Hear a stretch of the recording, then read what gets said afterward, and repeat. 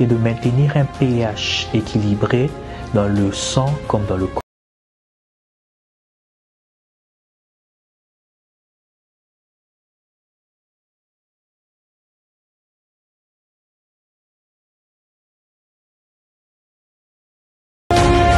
Face à face, nouveau numéro, nous parlons essentiellement développement. Loin de nous des débats stériles sur la politique, mais des débats autour du développement, des constructions, mais aussi du rétablissement de nos valeurs que nous avons malheureusement perdues. Je reçois le très brillant ingénieur Moulaba Kabangou Léon Gaston, que vous connaissez tous d'ailleurs, qui nous a fait l'honneur et le plaisir autrefois de présenter 2 émissions à succès.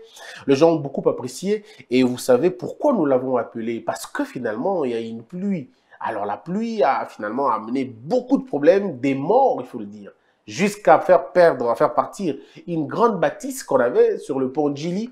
On en parle, vous avez les politiciens en parlé, maintenant donnons la place aux scientifiques. Ils nous diront pourquoi et comment ça s'est passé. Il est coordonnateur de GESMU, groupe d'études stratégiques multisectorielles. C'est un PDG honoraire de l'Office des routes.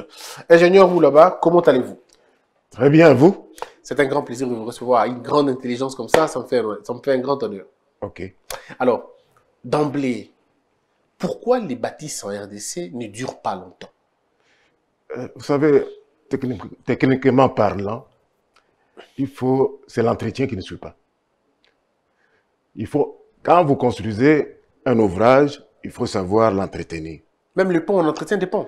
Même les ponts, parce que les ponts, il faut entretenir ce qu'on appelle les dépendances du pont. Oui. Il faut éviter que l'eau puisse venir faire un enfouillement en dessous aux environs de la fondation du pont. Mais il est dans l'eau, comment ça l'eau n'entrera pas? Oui, mais l'eau, par exemple, pour les ponts Djili, si nous pouvons en parler, les ponts Djili a connu une érosion depuis le mois de novembre 2019. Okay. Il y a la tête d'érosion qui était à l'entrée de Petro-Congo, du côté Massina. Ah, donc c'était prévisible déjà? Oui, c'était visible. Et la pluie du 1er et 2 décembre a éventré, a grandi encore l'érosion qui était c'est-à-dire en préparation comme telle. Et cette pluie a ouvert l'érosion. Malheureusement, quand les gens passaient, étant donné qu'il n'y a pas eu d'entretien, c'était devenu l'endroit où on stockait les immondices. Oh là là. Donc en passant, on ne pouvait pas savoir qu'il y a un trou, qu'il y a un vide en bas. Oh là là. Donc les gens ont trouvé une occasion. C'est une occasion de mettre les immondices. Oui. Oui, oui. Maintenant, avec la pluie d'hier, qu'est-ce qu'il y a eu? Les immondices ont été d'abord chassés. Et l'eau a pénétré sérieusement dans les caniveaux qui étaient déjà cassés. Donc il y a eu affouillement. Il fallait voir les jets d'eau. Donc l'eau allait en profondeur et ressortait en hauteur. Jusqu'à dénuder complètement la culée de ces ponts. Donc l'ouvrage est à nu dans la partie droite. Jusque même les joints, des jonctions entre la dalle de transition qui a été posée à l'époque par les Belges sur la terre battue du pont. Parce que souvent, au lieu de reposer sur un sommier en béton, la dalle de transition du pont d'Ndjili, du côté droit, repose sur la terre battue. Mais dès qu'il y a eu affouillement, il y a eu un vide. C'est pour ça que vous voyez même la passerelle là, est tombée. Oh là là. Mais ingénieur, expliquez-nous comment l'eau arrive à ce point-là.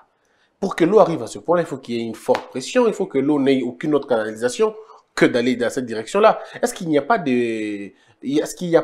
comme je peux dire, des signes précurseurs qui finalement montraient qu'on allait arriver, en arriver là? Les signes précurseurs, c'est vous savez, c'est depuis 2002.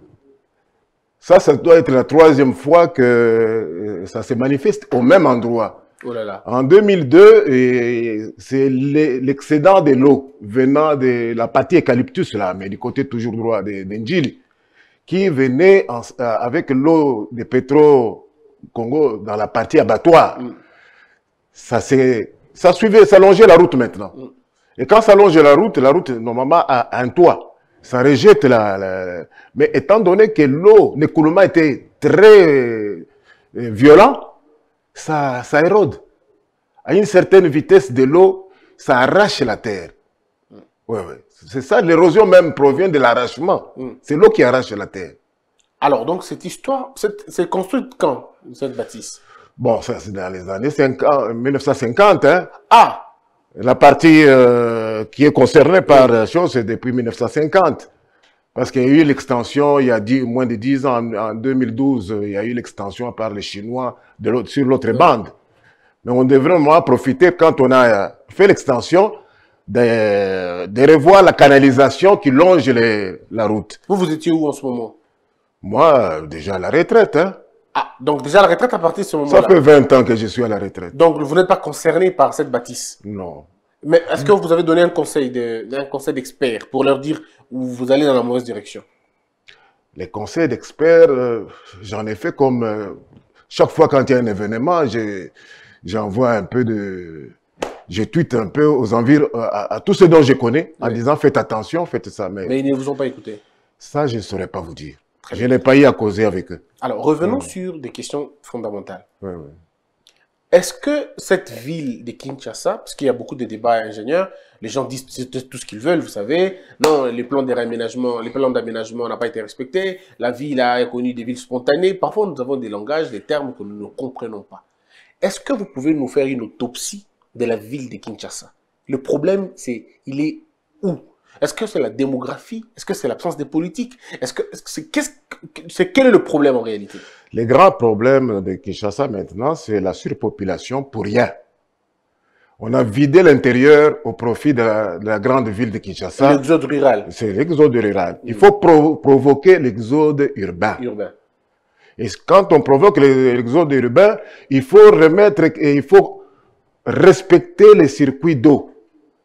Les Belges ont construit Kinshasa en se référant aux rivières. Il y en a 6 à peu près en deçà d'Indjili. Ah bon? Oui. Avec vous, on apprend toujours. Oui, c'est 6 rivières. Il y a au moins 6 rivières. Okay.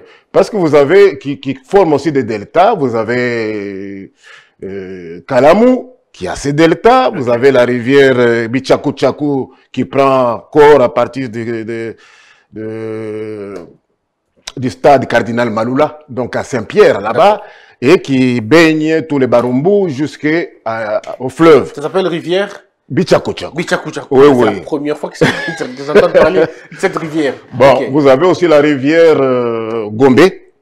Ah, donc il y a une rivière Gombe aussi? Il y a une rivière Gombe qui traverse la Lingouala et que vous retrouvez à Sosimate là-bas, qui pour entrer dans... d'accord, ça c'est une rivière aussi. C'est une rivière, oui. Ah, d'accord. Vous avez aussi la rivière Makelele, qui vient des Banda, les Selembao, partout, et qui se met aussi en bretelle, la grande bretelle qui va vers le pont d'Agamarcholt.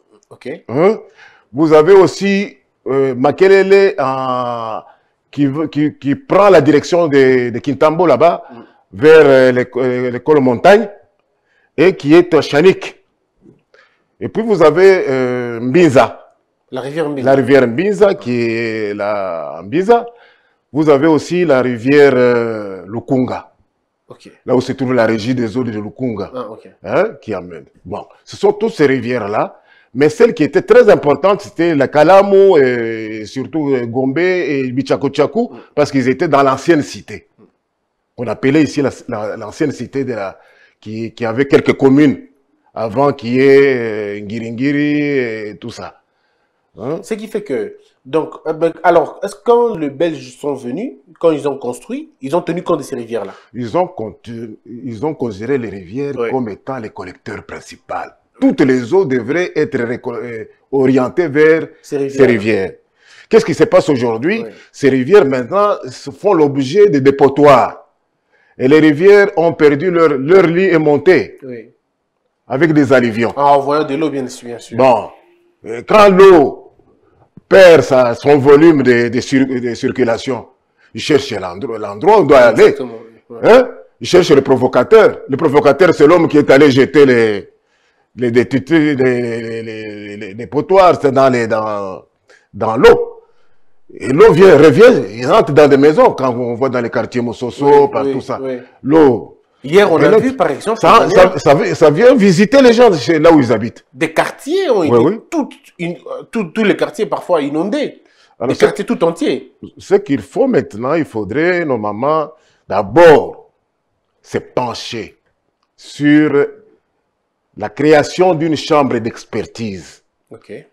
Tous ces gens-là qui ont aidé la République, qui sont à la retraite et tout ça, qu'on les utilise en tant que structure de réserve et de pointe pour trouver des solutions scientifiques et redresser la situation au pays. Est-ce que vous ne croyez pas à la nouvelle génération?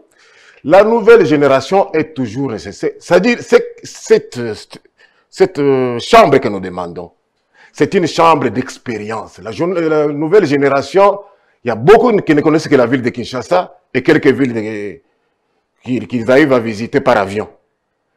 Or, le pays est riche. C'est un pays bien édifié où on peut trouver toutes les solutions aux problèmes que nous avons aujourd'hui.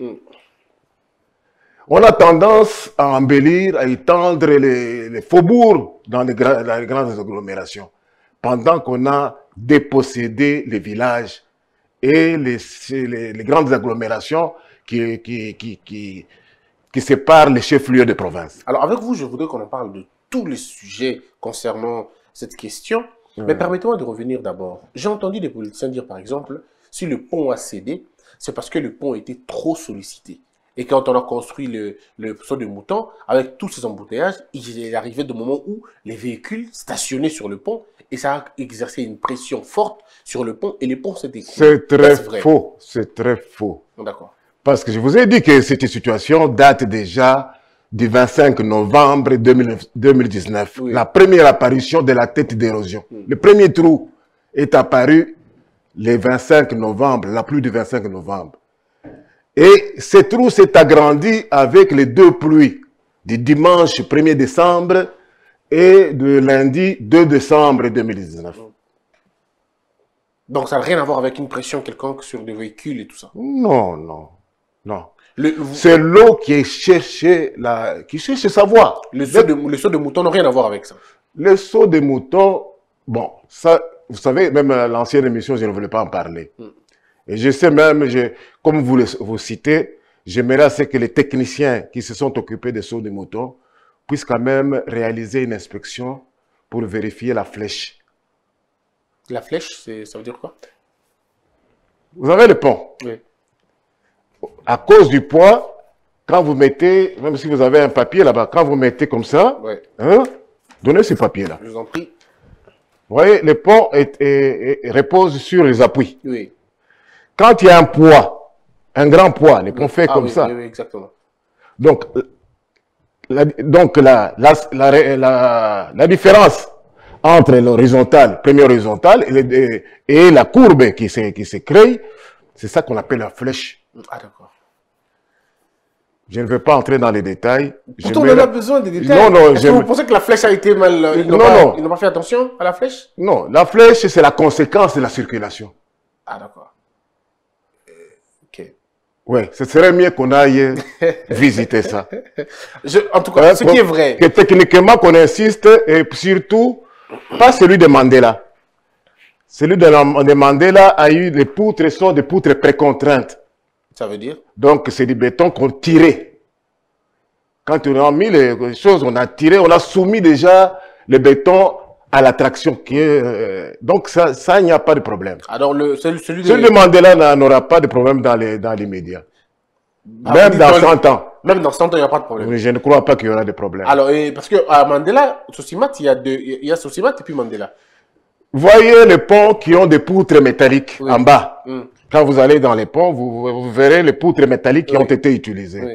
Ce sont ces poutres qu'on doit arriver à suivre la flèche. Ah d'accord. Mais est-ce que vous nous permettez d'organiser une autre émission où nous allons venir vous chercher, où nous allons aller inspecter nous tous scientifiquement pour que vous nous expliquiez point par point? Oui, ce serait mieux. Et d'associer aussi les maîtres d'œuvre et puis si vous le connaissez, vous pouvez nous mettre en contact. Bon, Les maîtres d'œuvre, c'est toujours l'État congolais. Hein? Oui, bon, on va chercher. Et le service de l'État congolais. Bon, on va faire le tour et tout ça. Ça, je promets qu'on va le faire. On serait mieux. Ce serait mieux de voir. Alors, est-ce qu'à Kin, il y a combien de ponts comme ça? On a créé combien de ponts comme celui d'Ndjili là? Bon, je ne saurais pas énumérer parce que nous avons plusieurs ponts qui étaient les plus grands. Avant, en 1950, c'était Ndjili. Et puis, c'était aussi Dagamarchold. Sur aux environs de... Je n'ai pas une référence exacte là. Et alors, le pont Makelele, le pont Lunda Boululu? Le pont Lunda Boululu est venu après. Le pont Lunda Boululu, ça porte Lunda Boululu parce qu'il était Premier ministre. Oui. Mais on appelle ça Makelele aussi. C'est lui, oui, c'est lui, c'est le pont Makelele. Oui. Qui est en aval du pont Dagamarchold. C'est sur la même rivière. Quand vous passez le pont Makelele à Bandalungwa, qui est Lunda Boululu. Hein, parce que Lunda Boululu, il y avait toujours un problème d'ensablement à cet endroit qu'on appelait à l'époque Kozbaki. Hein, c'est ainsi qu'ils ont fait, le pont proprement dit n'est pas 100 mètres. Le pont proprement dit devait être un pont de 40-50 mètres. Mais on a surélevé l'endroit de manière à avoir des passages aussi à vide dès qu'il y a l'eau, qu'il y a ce surplus, qu'il n'y ait pas une remontée de l'eau au-dessus du pont. Et depuis, il n'y a pas de problème. Non, ça s'est stabilisé. Mais si vous allez un peu plus loin, vous voyez, si vous prenez la voie, si vous prenez Chibangu, maintenant vous faites comme si vous allez vers Kitambo. Prenez une petite voie là, vous allez sortir, vous amenez, ça vous conduit jusqu'à GB, quelque chose comme ça. Ouais. Il y a un pont, il y a encore un autre pont là-bas. Il y a un petit pont. Oui. GB, d'ailleurs, quand vous continuez, c'est toujours la même rivière Makelele. Donc, sur 30 jours, vous retrouvez Dagamarchold. Oui. Ah, d'accord. Hein? Ok. Donc, ce pont-là, il est bien aussi, lui, il n'a pas de problème. Dagamarchold, tiens, on l'a même dédoublé. Ok. Quand on a élargi la route, on l'a dédoublé. Il y a un pont aussi, le pont Kwango. Il y a des gens qui nous ont appelés pour nous dire que ce pont menaçait déjà de tomber depuis très longtemps. Le pont Kwango ne va pas tomber. Mais le pont Kwango, il faut protéger les semelles du pont. Parce qu'il y a affouillement. Vous avez des termes, le pont semelle. Les semelles, ce sont les pieds du pont. Ah, d'accord. Hein? C'est ça la fondation. Il ne faut pas que la fondation soit visible. L'eau est en train d'affouiller autour. Donc, il faudrait... Ça dépend de l'entretien. Il appartient à la structure qui s'occupe de l'entretien de cette route de travailler. Dès qu'il y a un affouillement comme ça, il y a un système. On recourt au gabion. On peut faire le gabillonnage de la semelle pour éviter à ce qu'il y ait enlèvement de la terre. Alors, mais pas toujours dans le cadre des ponts, il faut le dire. Avons-nous besoin de beaucoup de ponts à Kinshasa? On en a besoin? Les ponts, on en a besoin partout. Partout? Ouais. Parce que l'autre fois, vous nous avez fait la topographie, sinon la cartographie, j'étais resté ébahi de toute la RDC. Il nous faudra combien de ponts pour nous relier complètement? Parce que je prends l'exemple de quand nous revenons, je vais parler de moi, on sort de Bandaka, vous arrivez à Verbicoro, et puis pouf, vous tombez sur les lacs, il y a le lac Tomba, qu'on appelle Tumba, là-bas, mais puis après les gens disent, ils ont des bacs. Alors, voilà. Ce pays est fait de manière que tous les 150 à 200 km de route, on trouve une grande rivière. C'est-à-dire, à ce moment-là, on parle d'un grand pont. Okay. Je veux parler seulement des grands ponts. Okay. Des petits ponts, il y en a beaucoup. Parce que dans chaque vallée, c'est mieux de mettre ce qu'on appelle soit un dalo, parce que les grands ennemis de la route, c'est l'eau. Il faut trouver à l'eau le passage. Si vous ne donnez pas le passage à l'eau, l'eau s'en occupe. Il crée son propre Il crée ce que vous appelez l'érosion aujourd'hui. Vous avez des érosions partout, l'eau est en difficulté de passer et fraye le chemin. Et quand il fraye l'eau fraye le chemin, va frayer jusqu'au niveau du talweg. C'est-à-dire son niveau final, son lit. Si l'eau est passée à créer, si son talweg se trouve ici en bas, et que vous avez dans la terre, vous avez couvert tout, et qu'il y a l'eau qui vient pour m'attaquer, l'eau va ouvrir cette baie jusqu'à arriver à son lit final. Ah, c'est pourquoi nous voyons les érosions. Ça s'ouvre toujours. Ça s'ouvre, mais alors à des distances assez énormes. Ouais. 5 mètres, 6 mètres parfois, 10. Vous allez même à 10 à 15 mètres de profondeur. Ah, parce que vous devez avoir la même hauteur que là où elle va, là où l'eau va se jeter. Ah, donc. Et donc, là, vous avez parlé des galons. Galons, c'est quoi déjà? Vous avez dit les galops, c'est ça? Des dallots. Ce sont des petits ponts, de 4 mètres, 5 mètres. Là, il y en a, ça pullule. Okay. Mais si vous voulez connaître le nombre de ponts maintenant, vous savez que nous avons 15 000 km de routes ultra prioritaires. Okay. Je ne parle pas que de ces routes-là.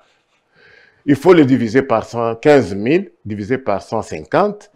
Vous trouvez les ponts prioritaires et le nombre de ponts dont vous avez besoin prioritaire.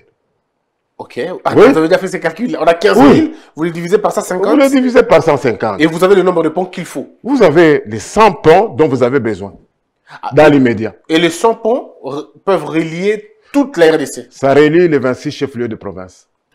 Donc c'est pas magique. Il y a aussi des ponts qui existent déjà. Comme lesquels? Le pont Maréchal. Le Maréchal existe. Oui. Le pont Djili existe. Le pont Kwango existe. Le pont Wamba. Le pont Kondi. Le pont de Kouilou. Mais comment faites-vous comment vous faites tout ça? Le pont Luangue. Tous ces ponts existent maintenant. L'eau voit. Luangue. Kassai vient de tomber. Oui. Kassai est tombé. Il faudrait les refaire. Et bon, tous ces ponts-là, on en a.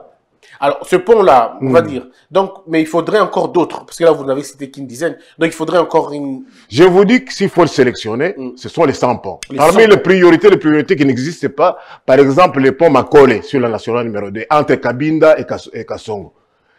Là, il y a encore un bac. Il faut supprimer les bacs et mettre les ponts. Oui, il faut un pont de l'ordre de 400 mètres sur Kassongo en traversant Kassongo-Rive. Donc, entre Samba et Kassongo, il faut sur là-bas, le fleuve Congo, là-bas. Ça règle quel problème, ingénieur, les ponts, généralement? Les ponts, c'est la traversée de la rivière. Quand la route arrive sur une rive comme ça, il faut traverser. Le véhicule ne va pas entrer dans l'eau, il faut passer sur les ponts. Est-ce que construire des ponts est plus important que des bacs? Les bacs, c'est un moyen, qu'on disait, économique. En attendant, parce qu'un pont, par exemple, les 400 mètres, ce sont des millions. Ok, combien environ?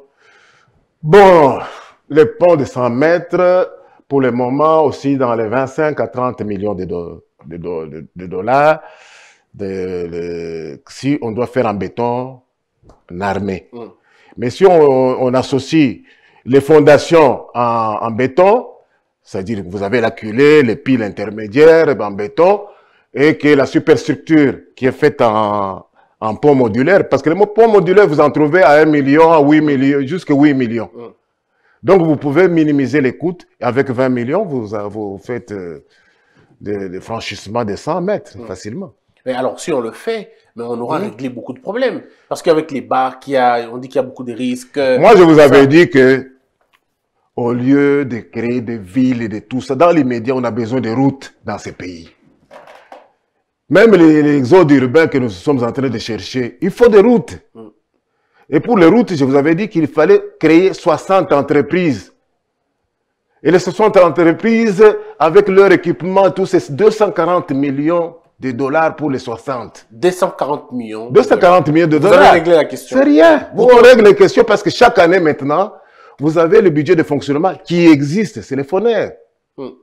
Le FONER doit donner à ces 60 entreprises 72 millions de dollars par an pour un fonctionnement seulement, sans ajouter si on doit faire bétonner ou bien si on doit recourir à notre spécialité maintenant qui est le béton compacté au rouleau, qui est le BSR, qui a une durée de vie de 50 ans sans revenir et qu'on peut même négliger l'entretien. Et que les gens sont à mesure de le faire. Nous sommes en train de faire des démarches maintenant pour que le gouvernement puisse financer ne fût-ce qu'une planche d'essai ici dans la ville de Kinshasa, le système BCR. C'est quel système? C'est un système performant? Donc, ça revoit la structure de la route. Okay. Nous résolvons le problème à partir du milieu où on est, avec les matériaux qu'on trouve localement. On traite la fondation, on traite la base qui est la partie entre le roulement et la fondation, que nous appelons base, et la partie supérieure, on le fait entre 18 et 20 cm de béton, non armé.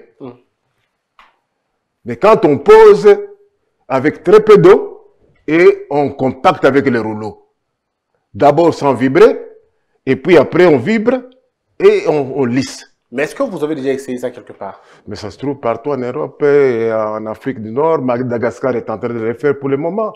La durée c'est 50 ans. C'est 50 ans de vie. Quand vous faites ça, vous ne revenez pas. Il n'y a que l'eau qui peut déplacer ça. Parce que l'eau déplace tout. Oui.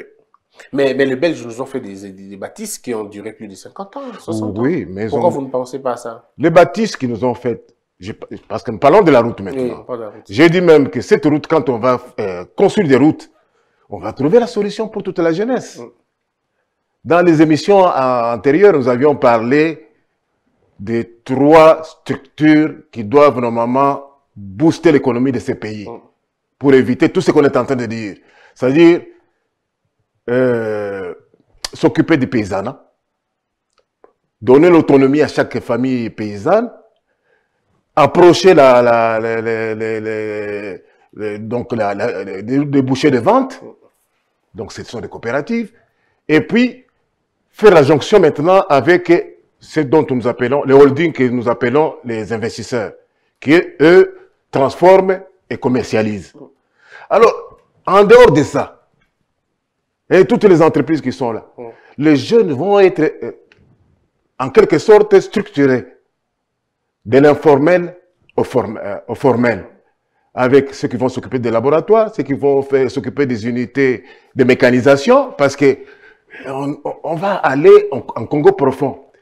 Et puis pour faire les CBR, relier les 26 chefs-lieux de province, et le faire le plus tôt possible, il faudrait aussi privilégier la voie d'eau. Il faut qu'il y ait beaucoup de bateaux pour transporter le ciment.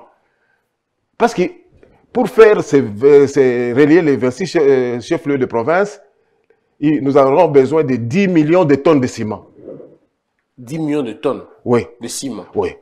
Ça permettra maintenant aux cimenteries, parce que la cimenterie, toutes les cimenteries réunies là-bas font à peine 2 millions de tonnes de ciment par an. Mais vous en avez besoin de 10 millions. De 10 millions de tonnes. Alors, pour les 2 charpentes que j'avais parlé la fois passée.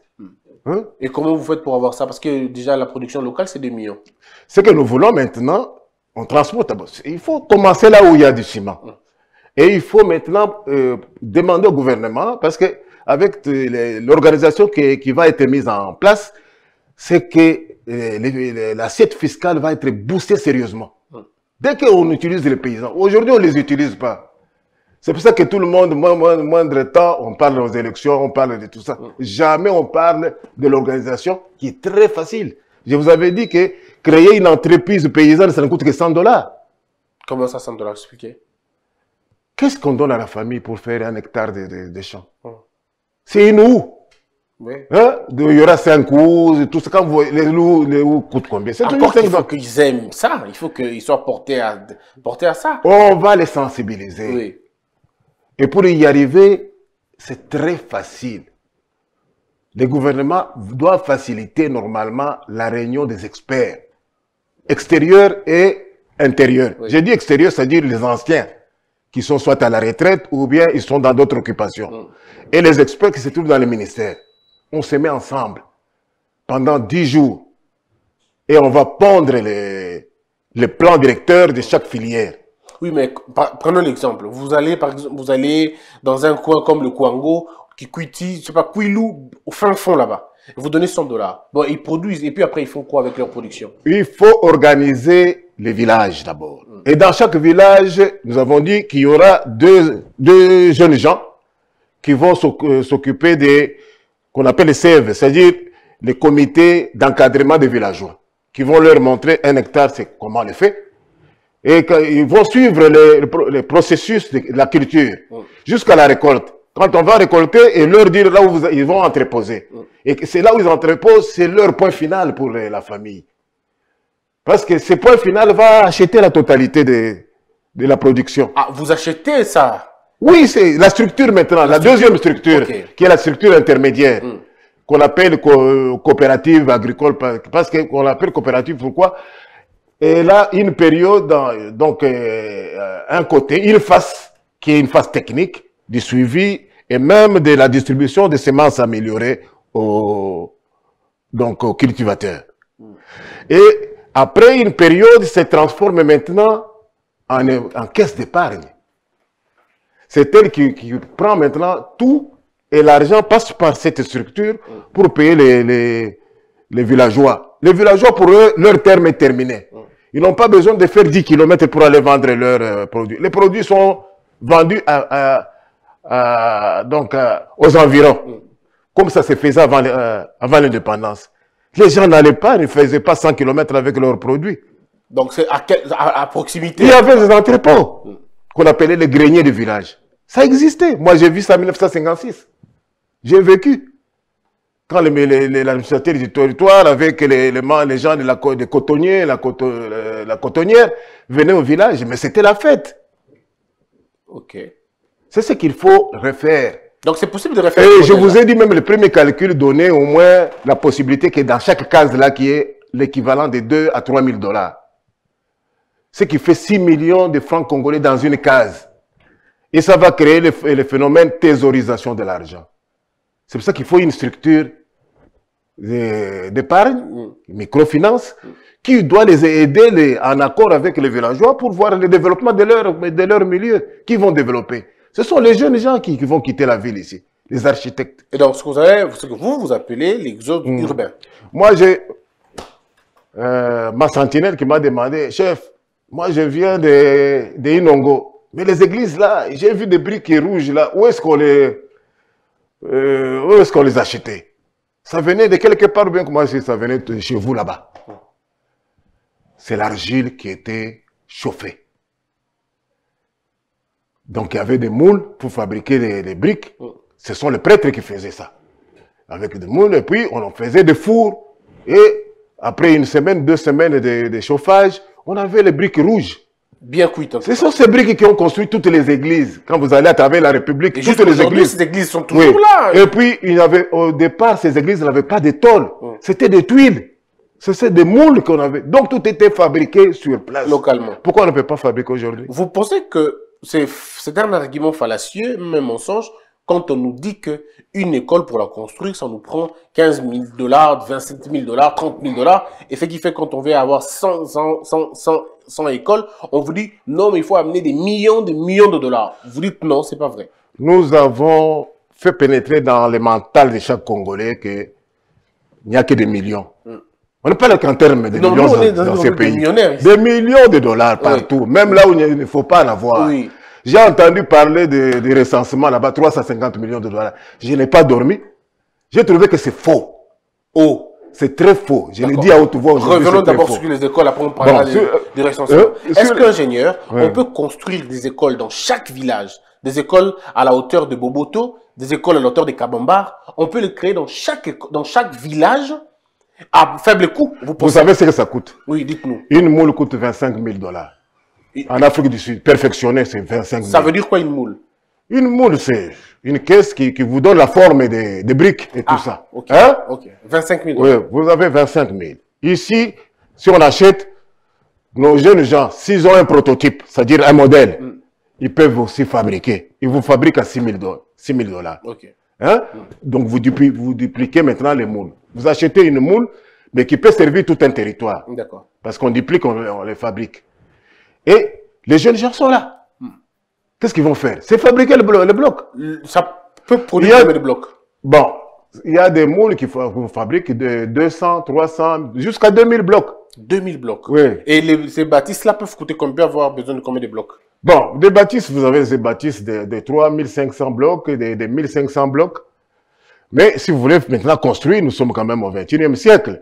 Il faut construire maintenant des villages modernes. Village moderne, c'est-à-dire il y a l'espace. Oui. Il y a la maison des parents là. Derrière, il y a les sanitaires. Hein? Il y a un truc de sanitaire. Et puis un peu plus loin, vous avez le pâturage. Et puis, il faut civiliser nos chèvres. Donc, ils ont aussi leur endroit. Chacun au moins 100 mètres sur 100 mètres. Il est chef. Et ça aère le village. Dans les écoles, on peut le construire sans beaucoup dépenser l'argent. On construit les écoles et on modernise les villages. Ça ne coûtera pas vos millions dont on parle là. Quels millions? Donc c'est faux. C'est comme quand je vous parle de béton compacté au rouleau. Pourquoi est-ce que nous sommes époumonés sur ces systèmes? C'est parce que ça ne coûte que 500 à 600 000 $ au kilomètre. C'est pas possible. Oui, oui. Le kilomètre. Le kilomètre. 500 000. Alors qu'on parle de millions. Non. Ça coûte même moins cher que la route bitumée. Mais pourquoi on nous ment alors? Pourquoi ils mentent? On ne vous ment pas. Ouais, ben alors pourquoi ils font Nous ça? avons eu des gens super intelligents. Si vous n'avez pas vu tous les procès ici, il n'y a que des millions. Oui, que des millions en tout cas. Que des millions. Il n'y a que des millions, il y a des gens super intelligents. Qui ne veulent pas que les connaisseurs s'approchent. C'est pour ça que j'insiste sur la création de cette chambre, oui, d'experts. Alors, cette chambre va consister à quoi? Ça consistera à quoi exactement? C'est une chambre qui étudie et qui fait des propositions, bon, les cahiers généraux de charges, les cahiers spéciaux de charges et de travaux. Et il y aura aussi des juristes qui doivent transformer ça en projet de loi. Ok. Hein? Mais alors, une question me revient avant de parler de l'identification. Ingénieur, est-ce que vous êtes, parce que vous parlez aussi de l'agriculture, vous parlez de l'agro-pastoral, vous parlez de tous ces processus de développement. Est-ce normal pour un projet comme Bukangalonzo que ça parte jusqu'à 204, alors entendez bien, 286 millions de $? Moi, je vous dis que dans la structure que je vous ai parlé, chaque famille villageoise, donc la PMA, petite et moyenne entreprise agricole, 100 $. Plus les 71 $ qu'ils doivent payer l'allocation annuelle du tracteur qui pourra venir sous la gestion de la coopérative. La coopérative elle-même coûte à peu près 350 000 $ au total. Et puis, vous avez maintenant l'incubateur, la transformation, qui est Bukangalonzo ou bien tout ça. Les petits, ça peut être Bukangalonzo de différentes tailles qu'on peut mettre dans chaque coin. Et cette Bukangalonzo, pour nous, avec 20 millions de $, on peut mettre cette structure de transformation. Dans quel territoire? Oui. Partout en RDC? Dans chaque coin. Dans chaque coin, 20 millions de $. Oui. Prenons, nous imaginons, pour ne pas faire la prolifération des histoires là, nous estimons au moins un holding par province actuelle. Il y en a 26, hein? Oui. Si nous avons 26 holdings, donc chaque holding a 20 millions. Avec 20 millions, on peut s'installer, commencer à travailler. Alors, mais nous avons eu pour un seul projet des Parce que là, l'holding, quel est son rôle? Tous les produits qui ont été entreposés à la coopérative sont acheminés directement. Donc, le point d'achat des holdings, c'est auprès des coopératives et exceptionnellement auprès de ses propres champs. Les points les débouchés pour les cultivateurs, c'est la coopérative. Ils ne vont pas au-delà. Ils ne vont même pas dans les magasins ici, ils vont là avec la culture qui a été sélectionnée. Alors, les trois niveaux là, ce sont des trois niveaux qui travaillent en synergie, en fonction aussi des périodes de campagne agricole que nous sommes en train de passer comme ça. Parce que nous oublions que le temps, c'est l'argent. La campagne ici chez nous, les préparatifs, c'est au mois de mai, donc dans 1 mois et demi. On devrait vraiment être en mesure d'organiser. Donc la fameuse réunion que je cherche ici, ça devrait se faire avec la sortie du gouvernement ici. Malheureusement. Hein? On doit normalement nous mettre ensemble. Pourquoi on met les experts du ministère? C'est parce qu'ils vivent au quotidien. Ils ont des nouvelles. Nous devons reconstituer la banque des données. Faire la collecte des données pour éviter de faire des missions. Parce que les gens sont habitués de faire des missions pour aller à l'intérieur. Parce qu'il y a l'argent qui sort. Bon, on prend ce qui est là. Et on utilise maintenant dans cette chambre, c'est l'expérience. Les gens qui ont vécu et qui ont vu. Et ça peut régler beaucoup de problèmes. Ce pays a été façonné de cette manière. Aujourd'hui, quand vous allez à Loulouabou, pourquoi Loulouabou, Kananga? C'est parce que quand les chefs Mukenge, Kalamba, en 1879, en 1881, quand il a reçu Huisman, qui est un Allemand, parce que ce sont les Allemands qui ont visité les Kasaï avant tout le monde. Hein? Quand il est arrivé, il était tellement gentil, il en a fait même son ami, jusqu'à ce que au deuxième voyage de Wisman, il a dit en tout cas, j'ouvre un poste. Et comme il ne voulait pas rester avec les autochtones ensemble pour éviter, pour garder son autorité, il est allé à 10 km à l'emplacement, ça s'appelle aujourd'hui Kananga, Luluabour. Donc, parce que mon chef Mukenge était à la Lulua, sur la rivière Lulua. Alors, il fallait aller dans les bourgs de Lulua, à 10 km. C'est ainsi qu'il a créé la Luluabour. Et c'est devenu le... C'est Luluabour. Oui. Et il a eu même un ami qui était un missionnaire là, qui lui a découvert, il a créé son poste à Luebo. Et c'est devenu Luebo. C'est devenu Luebo. Hein? Lui était chef, l'ami du chef de Bakuba, Lukengo. Alors, si on comprend l'histoire, ça veut dire que ces gens, en venant, ils étudiaient d'abord la terre, ils regardaient, comme vous avez dit, avec les affluents, les rivières, et ainsi de suite. Ils ont créé des choses. On peut faire la même chose. Ils étaient d'abord des géographes. Parce qu'on ne peut rien faire si on ne connaît pas la géographie du pays. Il faut connaître la géographie et dire qu'est-ce que nous pouvons faire maintenant. Mais comment ils faisaient? Ils n'avaient pas de matériaux ou de matériaux pour voir tout ça. Comment ils faisaient pour comprendre que la géographie de tel endroit, c'est comme ça, comme ça, comme ça? Non, ils avaient quand même un minimum. Ils se promenaient avec la boussole et tout ça. Voilà. Avant eux, il y avait déjà d'autres qui avaient. Il y avait Cameroun qui avait fait le même circuit entre l'océan Atlantique et l'océan Indien, qui est passé par les Kasaï. Il avait dressé une carte que tous les autres explorateurs ont suivi. Oui, oui. Et ça vous permet, vous aussi, ça vous permet de comprendre qu'on peut repartir sur la même base pour fonder de nouvelles cités, refaire des villages, ainsi de suite. C'est le même principe. Le même principe. Ils ont utilisé la voie d'eau. C'est la voie d'eau qui est prioritaire. À cette époque-là, ils avaient une centaine de bateaux à vapeur. Qu'on appelait des steamers. Aujourd'hui, vous êtes en avance. D'ailleurs, il n'y a plus de bateaux de vapeur, il y a beaucoup plus de bateaux performants. Oui, mais à l'époque, c'était des bateaux à vapeur. Est-ce qu'on peut faire le tour du Congo par voie fluviale, lacustre, maritime ou je sais pas moi, par les eaux? Bon, on peut faire le tour avec, c'est pour ça qu'on a dit, des biefs navigables et biefs non navigables. Les Belges ont ce principe qui a milité dans la création du chemin de fer. Ils ont dit, partout où c'est navigable, on met les bateaux.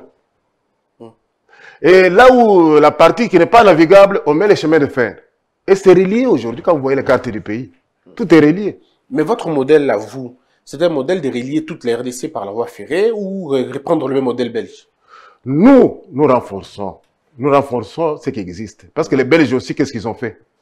Ils ont trouvé les routes, les sentiers de nos ancêtres. Ils ne l'ont pas créé. Ah, ils ont trouvé des sentiers? Ça existait. Donc, suivez les explorateurs, comment ils sont arrivés partout là. Donc, vous pouvez quitter le Bas-Congo jusqu'au Kasaï par les sentiers? Le Bas-Congo par sentier, vous arrivez jusqu'à à Dar es Salaam. Dar es Salaam? Oui. Mais ça, c'est notre pays. Dès que vous trouvez la rivière, il y avait des pirogues. Qui avait fabriqué les pirogues? Ce sont nos ancêtres. Ce sont les pirogues qui ont aidé les explorateurs. Non, en réalité, les vrais explorateurs, c'était nos ancêtres. Bon, c'était les habitants des choses. Oui. Même les Arabes, quand ils sont arrivés, ils ont suivi des caravanes. C'était des sentiers des ancêtres. Et puis, ils ont trouvé les ancêtres organisés. Mais ils étaient très malins. Pour avoir les esclaves, qu'est-ce qu'ils faisaient? Ils opposaient le village. Alors, le village vainqueur avait des prisonniers. C'est les prisonniers là qui devenaient esclaves. Qu'on vendait maintenant aux Arabes pour les amener sur Zanzibar. Alors, c'est une très belle histoire, mais dites-nous, ingénieur, l'État congolais perd combien d'argent dans la précarité des routes? Nous perdons la totalité d'argent. Aujourd'hui, si la priorité vraiment est les routes, telles que j'ai dit, 240 millions, c'est quoi? 72 millions par an, le budget existe parce qu'il y a les fonnaires. Tout existe. Pour nous faire ça, il faut combien? Vous avez évalué ça combien? Combien il faut mettre les entreprises. Oui. Et les entreprises, il ne faut pas les mettre aussi au hasard. Nous avons les socles, les vestiges de l'office de route. L'office de route, depuis 50 ans maintenant, est partout dans toutes les grandes agglomérations. On trouve les épaves des niveleuses, de tout ça. Les signes, on sait partout où l'office de route est passé. C'est à partir de ça qu'on peut refaire les choses. On le fait. On prend aussi le personnel, même ceux qui est à la retraite. On le met ensemble avec la jeunesse actuelle. On réforme. Et ça peut Et ça demander, va. ça peut coûter combien? Vous avez déjà fait ce calcul-là? Bon, ça ne coûte pas plus que 300 millions, y compris l'équipement qu'on va acheter. 300 millions de dollars. 300 millions de dollars. Pour refaire nos routes. Combien de kilomètres? Vous allez refaire les 15 000 kilomètres. Seulement. Oui, parce que vous avez 500, 250 que chaque entreprise surveille. Il améliore et il surveille l'entretien. Alors, 60 fois 250, ça fait combien? Ça fait, ce sont les... Mais puis après, il y a des points, on vous posera des questions sur comment entretenir la route, on vous posera des questions comment faire entrer l'argent à travers la route, à partir de la route, on parlera des péages, ainsi de suite. Comment vous allez organiser tout ça? Non, le péage est déjà orienté et puis légiféré dans l'histoire de l'offre du phonaire, vous connaissez? Ça existe. Alors donc, on n'invente pas. On comprend tout de suite que ce n'est pas très difficile si on veut. C'est la volonté. C'est la volonté politique. Là où on vole des millions, pourquoi on ne peut pas mettre peu d'argent comme ça? Parce que moi, quand vous parlez de 300 millions, j'entends 240 millions par-ci, 300 millions par-là, 20 millions... 240 millions, c'est 4 millions pour une entreprise de travaux publics. Équipée totalement avec l'équipement moderne. Là, on fait les bétons BCR dedans. Donc, si nous comprenons... Et on avance par jour de 60 mètres. Par jour, 60 mètres. 60 mètres avec les bétons. Ça veut dire que... Oui, la partie des routes en terre, là, si on doit arranger, on avance entre 1 km et 2 km par jour. Ok. Parce que j'ai parlé avec un ingénieur, il m'a dit que ça peut coûter, je vais dire, je lui posais la question si c'était possible de relier Kinshasa à Mwanda par la voie ferroviaire. Il m'a dit que c'était très possible, très envisageable et très faisable même. Mais l'étude existe, ça coûte à peu près 1,4 milliard pour faire le chemin de fer. Mais vous allez faire ce chemin de fer pour amener quoi? Pour amener quoi, exactement? Parce que l'intérieur est bloqué. Commençons par les routes et les voies d'eau. Parce que même ces routes-là, pour qu'on les construise, il faut qu'on amène les ciments. Les ciments, il n'y en a pas, il n'y a que dans la périphérie, il y a au Bas-Congo. Toutes les autres cimenteries ont fermé. Au Katanga, il y en avait à Lobudi. Il y en avait à Kalemi là-bas, à Kamimba là-bas. Mais ça donne des productions faibles. Alors, votre plan, c'est d'abord, pour créer l'exode urbain, il faut revaloriser les villages.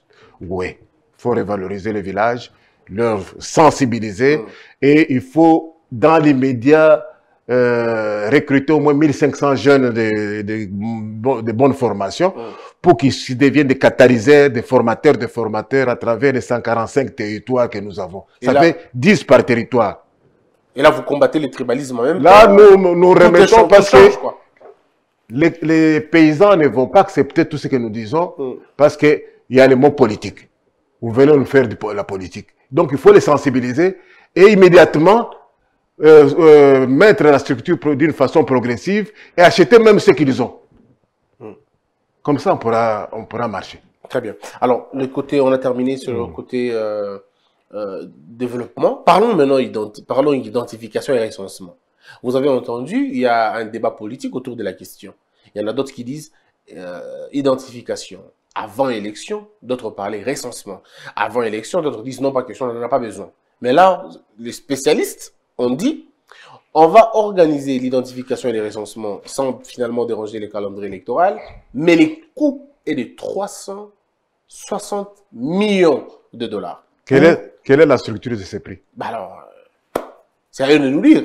Bon. Au moins, ils nous ont dit ça. Moi, je trouvais 350 millions exagérés dans ce sens. Je l'ai dit. Nous sommes dans une situation où toute la jeunesse est au chômage. Et ce sont des gens qui ont fait les universités. Parce que l'université déverse sur le marché d'emploi 30 000 licenciés ou bien, je ne sais pas. Non. Oui, par an. Et puis là, c'était 2013. Ça fait déjà 20 ans qu'ils les lancent comme ça. Ça fait 600 000 jeunes gens qui sont au chômage. Pourquoi on ne peut pas prendre 3 000, 5 000 jeunes et on les largue dans les 145 territoires? Concomitamment, c'est que l'organisation que j'ai faite pour l'agro-pastorale, mais eux vont là-bas pour faire une pierre deux coups. Ils donnent les éléments que nous avons dans l'agro-pastoral. Ils font aussi travaillent ensemble conjointement avec l'état civil. Et ils sont équipés par des laptops. Avec des téléphones qui vous donnent les informations. c'est qu'ils auront toute la situation village par village. Et très rapidement. Oui, très rapidement. Mais là, maintenant, la connexion, ça va être un problème. Non, la connexion est simple. Au niveau de chaque territoire, il y a ce qu'on appelle la centralisation des renseignements venant des secteurs, des groupements et de tout ça au niveau de chaque territoire.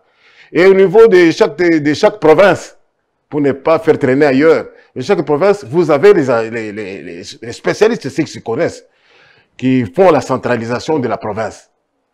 Et au niveau de Kinshasa, vous avez la centralisation nationale. Maintenant, il faudrait, tous ces gens qui ont été recensés, leur donner quand même leur carte des choses. Donc, il faut étudier de manière à ce que tout soit incorporé. S'ils sont parvenus à avoir des cartes d'électeurs, pourquoi ça peut être impossible d'avoir les cartes d'identité? Mais justement, c'est pourquoi il parle de 350 non, millions. Non. Parce qu'il y a l'impression. Quelle impression? La charge du personnel. Il y a la charge du personnel. Oui. C'est qu'ils ont dit les transports, la tout ce dont je viens de vous citer, en dehors de la carte, la distribution de la carte, ça coûte 37 millions de dollars. Ah, des 300 à 37 millions, ingénieurs. Ce que je viens de vous dire, ça coûte 30. Qu'est-ce qu'il y a là-bas? Oui. Vous recrutez ces jeunes gens. Oui. Ils passent quand même un délai de formation ici. Soit à l'INPP, ailleurs. Là, on peut les mettre à jour. Ce sont des intellectuels. Ça ne demandera pas beaucoup de temps. Et puis, ils vont maintenant avec ce qu'ils ont comme instrument de travail. Oui. Ils ont leur bureautique et tout ça. Ils s'annoncent au niveau de chaque territoire. Ils sont sur le territoire là-bas, ils vont une équipe de 10. Et ils rassemblent aussi, chaque groupement envoie au moins un jeune, et ils font la formation sur place. Et ces jeunes gens sont envoyés dans leur coin. Et on arrête les programmes d'itinérance dans les territoires. 10, cela veut dire, comme il y a dans chaque territoire, il y a au moins 9 grands groupements. Donc, chaque délégation avec un groupement. Ils en ont pour, autrement dit, pour un mois, ils peuvent avoir tous les renseignements. Maintenant, c'est la carte qu'il faut donner. Parce qu'ils ont maintenant tous les éléments. Mais vous n'avez pas parlé de comment ils vont manger, comment ils vont... Il y a tout ça, leur salaire. J'ai tout ça. J'ai calculé quand je vous dis là, j'ai tout. Hein? C'est le salaire qui coûte un peu cher là-bas, parce que leur salaire, y compris la main-d'œuvre qu'ils vont prendre comme des porteurs à l'époque de l'exploration, ça vous donne 15 millions. Pendant 6 mois. 15 millions pendant 6 mois. Pendant 6 mois, oui. Alors, le montant de 37 millions peut être multiplié par 2 si les choses traînent, parce qu'il y a des endroits où on peut aller à la limite 100 millions. 100 millions, fermez les yeux, y compris les cartes. 100 millions, y compris les cartes. Y compris les cartes. Mais alors là, on nous parle de 360 millions. Moi qui vous parle ici, j'ai sillonné plus de 25 fois la République démocratique du Congo dans les années 69 jusqu'à 2000. J'ai quitté Kinshasa en jeep. La plupart du temps, moi, je n'entrais pas dans les avions.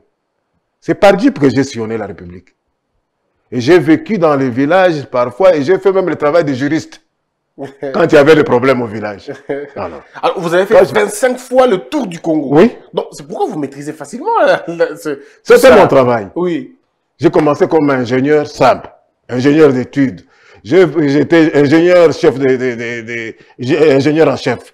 J'ai été ingénieur, directeur, chef de brigade. J'étais au four à moulin, j'ai ouvert les routes. J'ai ouvert la route pendant 2 ans, la route de Mbandaka jusqu'à Boende, Ikela jusqu'à Kisangani. Et de là, quand je suis arrivé à mi-chemin là-bas, on m'a demandé d'ouvrir la route. J'ai traversé toute la nationale numéro 7, de Lomela, Lodja, je suis arrivé à Machala jusqu'à Kanang. J'aimerais avoir votre expérience. J'aimerais avoir ça. Et puis après, on m'a nommé inspecteur général pour l'Est du Congo. Donc l'Est du Congo, je connais par cœur. C'est vrai que vous avez des idées, vous avez des projets, vous avez tout ça. Mais une question, je sais que vous êtes vous marchez sur les œufs, vous n'aimez pas déranger.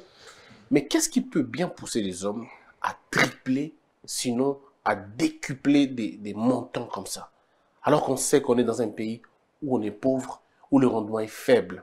Mais pourquoi pour un travail qui peut demander à la limite, on ferme les yeux, 100 millions, mais pourquoi les gens peuvent aller jusqu'à 300 millions, 400 millions, 500 millions même? Nous étions dans un environnement où il fallait endormir totalement la base, les villageois, tout le monde les endormir. Et un groupe de 300, 600 personnes se sont bien servis à travers toutes les républiques qui se sont succédées. Alors, mais ils nous ont bien eu. Hein. Ils ont eu, jusqu'à entrer à supprimer la mercuriale des prix. Cette mercuriale, il y avait tout un service qui faisait la mercuriale des prix. Ce service est inexistant, ou bien il existe mais il ne fonctionne plus. Si bien que n'importe qui peut aller, même au Parlement, dire aujourd'hui, 1 km de route coûte 1 million. Oui, légèrement. Hein. 1 million 200, 3 millions. Il y en a même de 5 millions. Oui, bien sûr. Il y a une route qui a été faite de 4 km, on a payé 8 millions de dollars ici. Oui, oui. Allez voir le 30 juin. Je ne veux pas entrer dans les détails. On s'arrête là. Oui. Hein?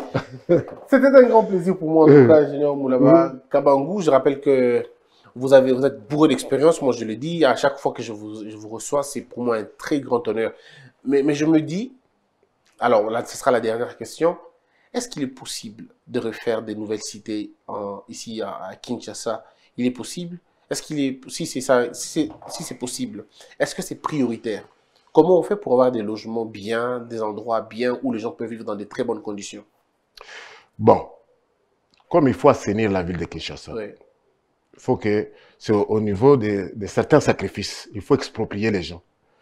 Et ceux dont on va exproprier, il faut savoir où les loger, Okay. ou bien les envoyer partout. Quels sont les sites expropriés selon vous?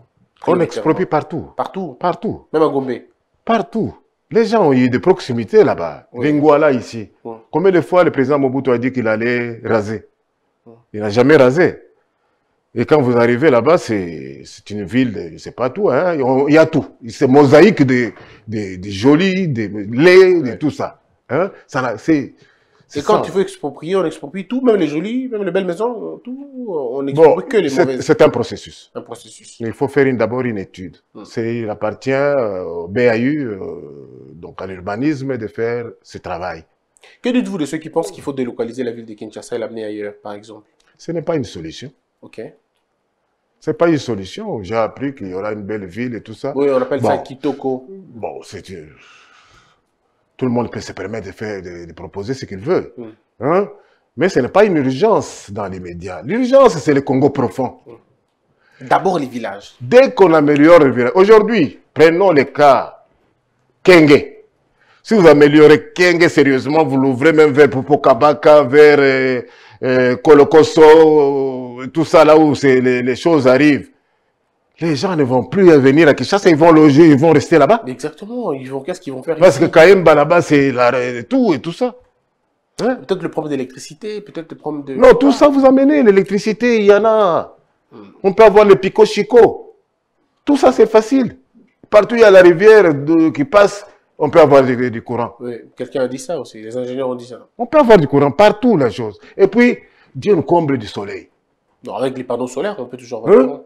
Vous voyez, par exemple, Kassongo Nyembo, là-bas, le chef Kassongo Nyembo, quand les Belges sont arrivés chez lui, et quand il n'enlevait pas la chemise, il ne les recevait pas. Parce qu'on était habitué à rester comme ça. Oui. Pour lui, il fallait qu'on enlève la chemise. Hein? C'est pour vous dire que Dieu nous a comblé de tout. Un autre jour, je vais vous inviter que pour parler d'histoire. J'ai l'impression que vous êtes bourré de beaucoup de choses. Vous connaissez l'histoire, la géographie et tout le reste. C'est pour moi un grand plaisir. Oui, c'est parce que nous avons vécu. Vous arrivez les sous. Donc, vous pouvez faire une route. Vous quittez Kabondo Dianda, vous êtes en train d'aller à Malembankulu, par exemple, à Kikondia. Vous arrivez à mi-chemin, à Moulongo, il fait tard. Vous dormez là-bas. Oui. On commence à vous raconter les éléphants ici, tout ça. On vous dit qu'il y a un lac là-bas très poissonné, Kassale. Hein, qui sale plutôt. Hein? Bon, c'est comme ça que nous avons vécu. Mais alors, non seulement vous avez vécu, mais vous gardez encore en mémoire toutes ces choses, mais vous êtes à la limite une bibliothèque. Non, vous savez, nous, on commence à perdre le sommeil. Parce que quand on suit la télévision, on suit tout ça, les gens déclarent, nous allons faire ça. Ce qui est facile, on ne le fait pas. Ce qui est facile, c'est dire aux villageois, 1 hectare de champ, faites ça. Oh, il n'y a pas de route. Non, la route, c'est à 1 kilomètre de chez vous. Oui. On va mettre une structure. Et cette structure se débrouillera pour arriver là. Oui, vous, votre travail, c'est cultiver, venez avec. Vous arrêtez à la culture. On s'arrête là. Maintenant, la structure intermédiaire, plus la structure la troisième structure, vont s'arranger de manière à ce que, ensemble avec les entreprises les travaux publics qu'on va créer là-bas, ils vont faire l'ouverture, la jonction. J'en appelle, je crois, à la vigilance du Premier ministre Sama, qui est en principe, ce sera lui le patron, je veux dire, le patron de notre exécutif. C'est lui qui va gérer au quotidien la RDC. Voici le projet de développement. Ici, vous n'allez pas, il n'y aura pas de théorie ici. Il n'y aura pas de théorie, c'est la pratique directement. Donc, je crois qu'une fois installé, comme vous l'êtes déjà, que vous allez installer votre gouvernement, pensez à des gens comme ça, qui sont déjà à la retraite, qui n'ont plus besoin d'avoir des millions. Tout ce dont ils ont besoin, c'est d'avoir une belle histoire pour la République démocratique du Congo. Contactez ces gens de messieurs. Il connaît non seulement ses contemporains, mais il a encore l'idée de pouvoir fédérer des esprits pour créer un bel avenir. Je pense que ça va marcher et ça pourra toujours nous aider. Mais alors, ingénieur, pouvez-vous donner vos coordonnées? Comme ça, il y en a toujours des gens de bonne volonté, toujours des gens qui veulent apprendre, qui pourront continuer à apprendre et qui pourront toujours continuer à vous connecter à d'autres personnes qui ont besoin d'apprendre pour sauver le pays. Ah bon, mes coordonnées sont simples. Je m'occupe maintenant d'un groupe d'études stratégiques multisectorielles. Parce que nous sommes en train, nous constituons comme une boussole maintenant en train de voir ce qui se passe au pays. Oui. Et nous analysons. Nous en faisons une étude. Et parfois, si on nous écoute, nous sommes à Limité, sur la 15e rue, Bobozo 132. Mon numéro de téléphone, c'est le 243 99 99 et 14 912. 243 99 99 14 912. Très bien. Merci. Vous avez été nombreux à suivre cette émission. Les commentaires, laissez-les en bas. Et puis, si vous avez des questions, posez-les. On va reconstituer, on va refaire une autre émission mieux élaborée pour parler histoire maintenant, notre civilisation et bien d'autres choses. Quand on nous dit souvent, quand vous avez quelqu'un qui peut tout vous dire, eh bien, il faut poser toutes les questions. On se retrouve très prochainement. Portez-vous bien. Que la peur quitte nos esprits et que Dieu bénisse les RDC.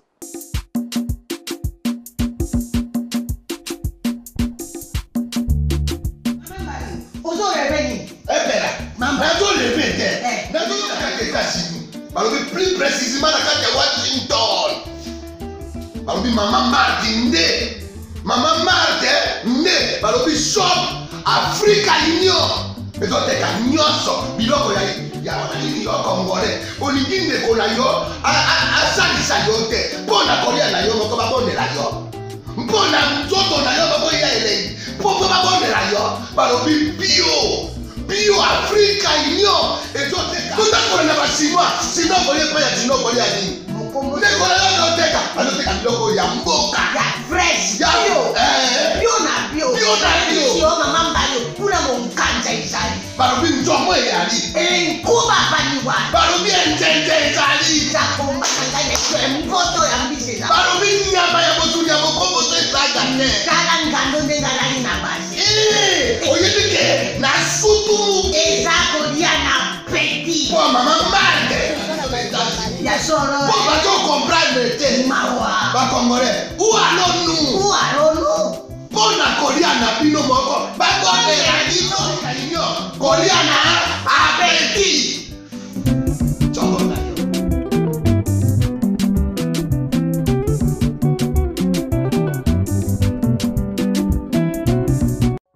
Je m'appelle Maman Léa. J'habite Kinkole. J'ai fait mon petit commerce d'épices au marché de Matiti. Chaque jour, je dois me réveiller tôt le matin pour vite prendre le transport qui va me déposer au marché. J'ai acheté un smartphone Okapi et cela a changé ma vie. Elle est très bénéfique et très pratique. Je ne m'inquiète plus au problème de la batterie. Même si je quitte tôt, ma charge va durer toute la journée. Maman, nanya zaliawa. Tomato eza boni. Awa natie 500 francs. Oyokuna 1000 francs. Maman Léa a fini ses ventes de la journée. Elle est prête pour rentrer à la maison. Elle appelle son mari. Allô chérie, tu as fini avec ton travail? Tu as pu récupérer l'enfant à l'école? Bisous. Bye. Maman Léa parle avec son mari au marché. Je suis satisfaite avec mon téléphone car je sais que j'ai une garantie d'1 année. Si le téléphone a un problème, bien sûr, je vais le faire réparer gratuitement dans le shop Okapi Et je suis fière que cela est fait par l'un des fils du pays. Chaque jour, je donne le meilleur pour nourrir ma famille et Okapi est venu faciliter notre vie en mettant en notre disposition des téléphones de bonne qualité à un prix abordable, défiant toute concurrence. Debout Congolais, unis par le sang, unis dans le fort pour l'indépendance. Tués aux hommes, ces obinois, Daimana, Shido, Tweneleye, Nakinya Panapiko, Namosala, Totongambo, Kakuleka Kitoko, Nakinya Panakungo.